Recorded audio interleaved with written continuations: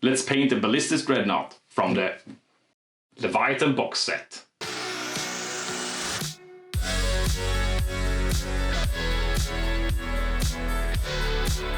I am currently building my Dark Angels army, so I will be painting it in a Dark Angels theme. Let's start also by saying that I am not a pro. I am quite a beginner actually. Like many of you, I have kids at home and a full-time job, so there's not always a lot of time for your hobby. But sometimes you can get a few hours in. I think this would be a good video for all people just starting their painting journey. It's a video showing what you can expect doing your first try on a Redemptor Dreadnought. Many of you will probably do a better job than I did, but I'm still happy with the result. I try to use the tips and tricks from other YouTubers that I see, especially mediocre hobbies who I'm watching a lot of right now. I also try to experiment on my own a bit. In this video, I do those experiments so you don't have to, basically. If I look tired, it's because I'm very tired. I stayed up way too late. Not because I had a deadline of sorts, just really wanted to see the end result, and I have such a hard time to just drop a project while I'm working on it. No more small talk, let's get to the painting of the miniature. I am starting out by using lead belcher and painting all of the miniature except the armor panels.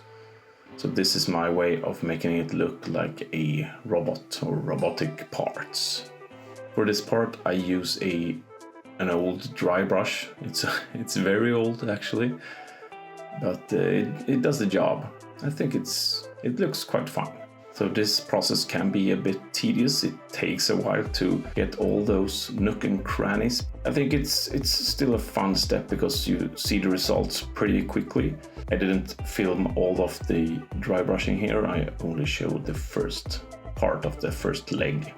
The next step is to shade all of the robotic parts that you painted in lead belcher. As you see now, I have also put on the armor panels that I had removed earlier. You can also see here that I have done some weathering already. I did it before I primed the model, and I forgot to say it, but I primed the model using Chaos Black. So doing the weathering, I just took a very sharp knife and started to cutting out holes that I think they look like bullet holes or larger caliber bullets that didn't penetrate the hull completely but did blow off the outer layers. And I also tried to do some scratching and some damage that could have made by a Tyrannid. After the step with Nuln Oil, after that has dried, I used Stormhost Silver on all the armor panels. So this was the part of the experiment that I actually tried to paint all of the miniature in a light metallic, and use that as a undercoat for the next layer. And the next layer is the Dark Angels green contrast. So this is the first time I'm using a contrast paint on this type of miniature and on these type of panels. And also the first time I am using a contrast paint over a metallic paint. And I actually got the idea from a YouTuber called 52 Miniatures, who made a video about him painting relic Terminators using this method. And this step turned out to be much harder than I actually thought. As you can see, I am using a lot of contrast, and I'm probably using too much because it's just splotchy everywhere. But hang in there, I promise it will get better when the next steps are going to be done. So it was very hard to not get the paint to be this blotchy, and yeah, it was very hard because the metallic undercoating was really showing through. So at this step I started to think that I had made a major mistake, but I kind of liked the green metallic color, but I did not like the finish of this. As you can see, it's not very good. All of the miniature looked like this, as you will see in just a few seconds. And here you go. I also did forget to film the part when I used the Blood Angels red contrast paint on the weapon mounts.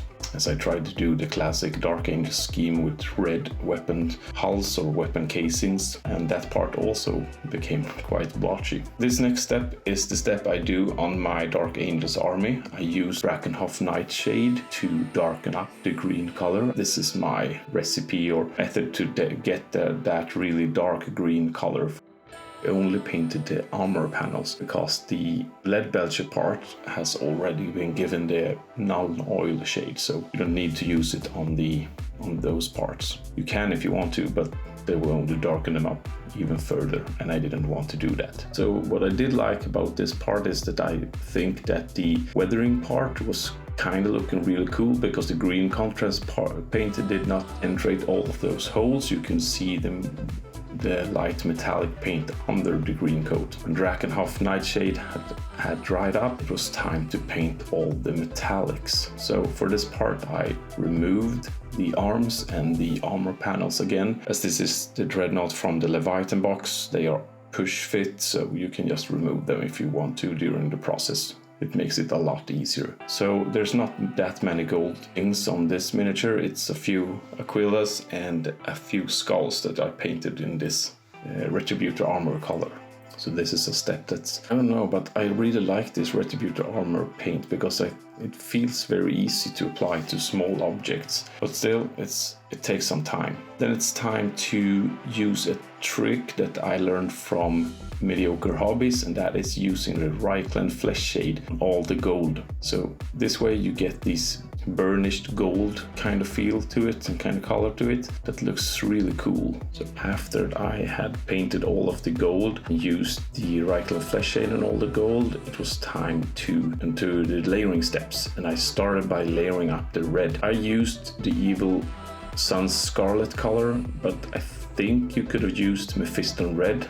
That maybe could have been better color match because it was quite a jump from the Blood Angels red contrast up to this color. I think the end result is still kind of okay, so stick around to the end of the video and you will see. Yet again, it was very easy to paint these steps because you could remove the armor and you could remove the arms completely from the miniature. Next up is the biggest step of this painting process, and that's the layering of the green color. So for this I used the Caliban green. This is a process that I'm still learning, so bear with me. I think I did an okay job, not the best one, but I am still happy with the result. At this point you could really see the miniature coming together because all those blotchy green blotches disappeared when I could layer this model up with the green color. That took maybe about 20, 30, 40 minutes to do for me. And at this point of time, you are almost complete. This is the model all painted up, and there's just a few steps left that I didn't film, but those were the small steps. I put some icons on, I highlighted the gold using Necron Dry, and I painted exhaust pipes. I also painted some lenses and purity seals. So now it's time to finally see the end result.